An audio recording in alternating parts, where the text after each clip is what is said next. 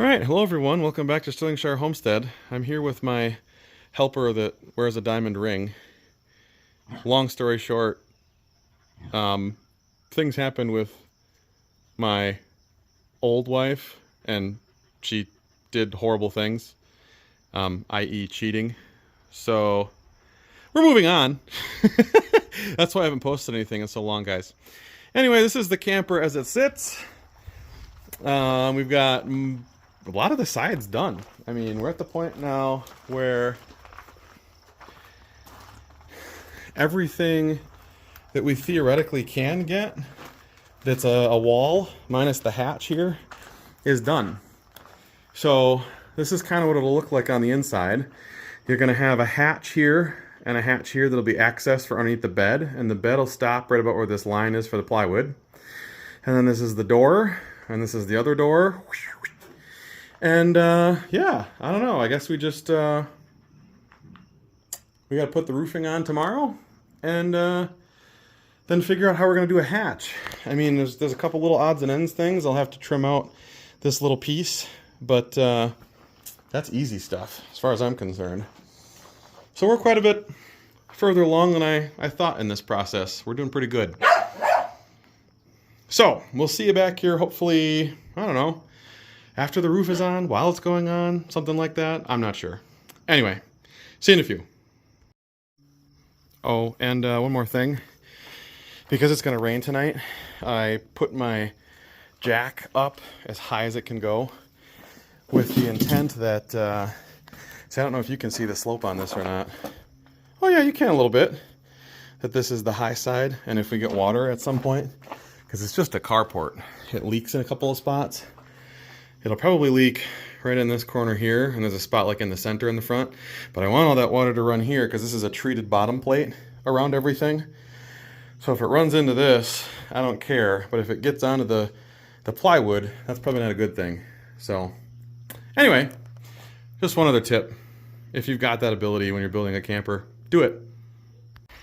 All right, welcome back. Don't know where we're at in this video. Don't know if I did an intro or not, but this is Stirlingshire Homestead, and I'm Isaac.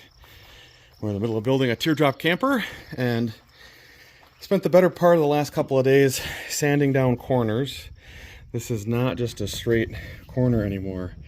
It's a beautiful rounded piece of artwork on all sides. The only thing I've got to do now is fill this center gap full of wood putty, and we'll do one more round of sanding on that all the way down.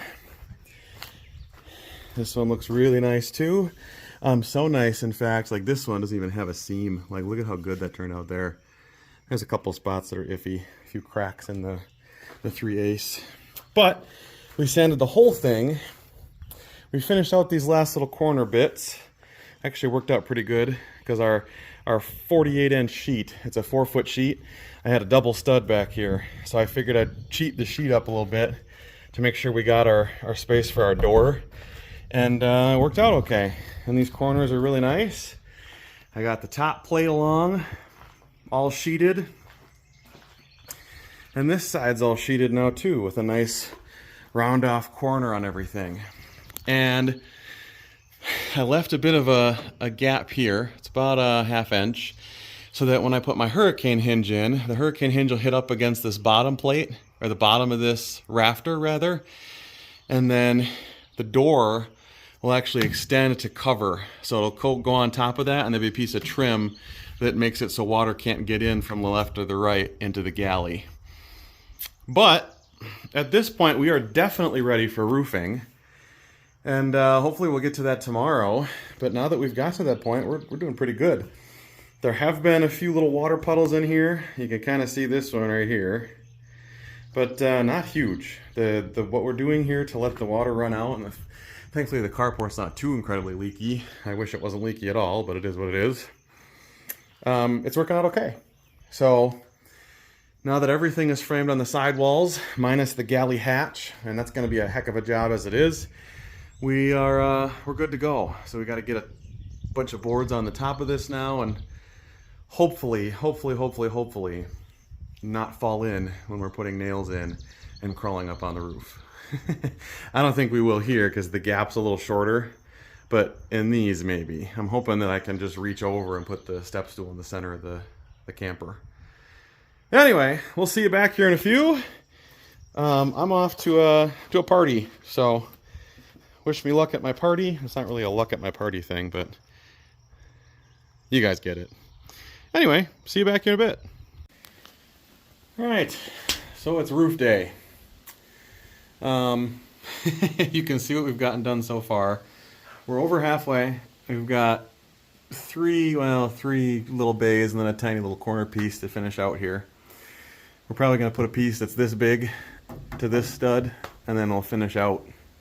But something I want to make you aware of. So initially I did not have these blocking bits. I had this piece in, but I didn't have these blocking bits in place.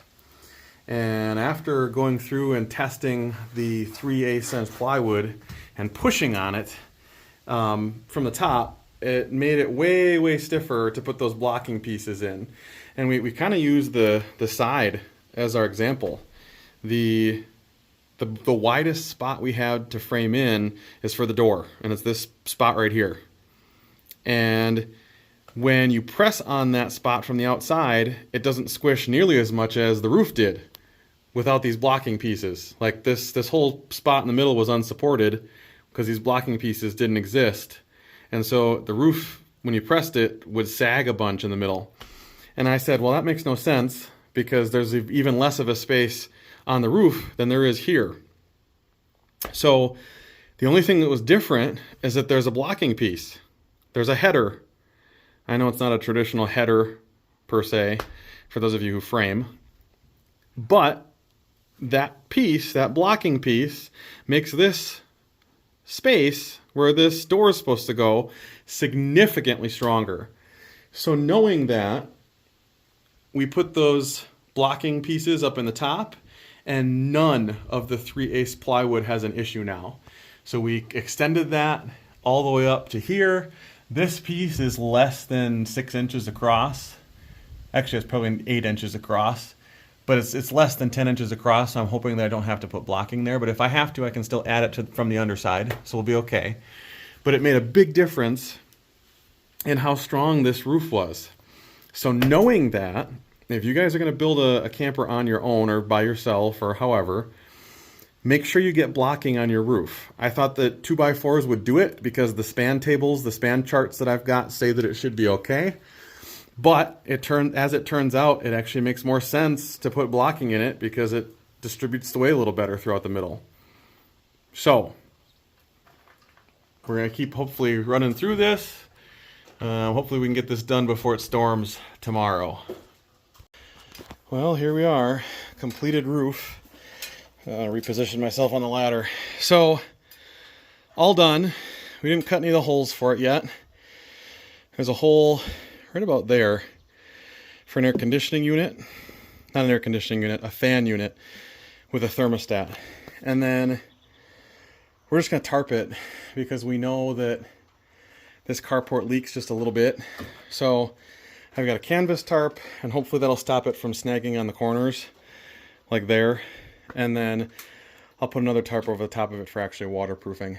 So anyway, that's how it's done. Hey, Kate, you gonna take the camera and take them on a tour of the inside? Sure. Here, keep it sideways.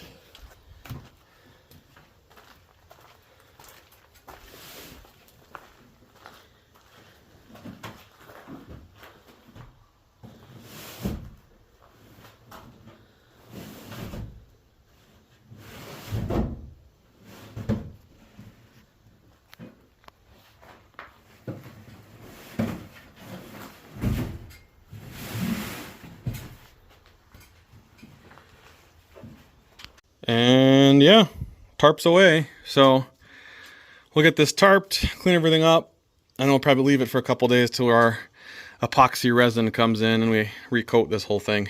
So actually we have to cut out the windows and door holes before then. But anyway, we'll see you back here in a bit. If not, in the next one. Thanks for watching. All right, hopefully this will do for the rain. I'm gonna leave the ladders out here because why not? put some rocks up there to hold the tarp on, and then we extended our pole here, our jack, nice and high so that there's a pitch to it. And then hopefully, if the rain gets in here at all, it'll hit the tarp and run off, and we should be good. It's not a lot of pitch. It's maybe only up about 6 inches over 12 feet. So it's a 212 pitch, but it's not going to be a whole lot of water anyway because it's already underneath the carport. So provided the tarp doesn't blow off, we should be okay. Anyway, thanks for watching us here at Sterling Shire Homestead. Put a roof on a camper. Next is cutting out holes for all the different things. The access ports, the doors, the fans, all that stuff. So if you want to see that, maybe like our channel, subscribe if you want to see more, and we'll see you in the next one. This is Isaac, Kate, and Anna here at Sterling Shire Homestead. Peace out, everybody.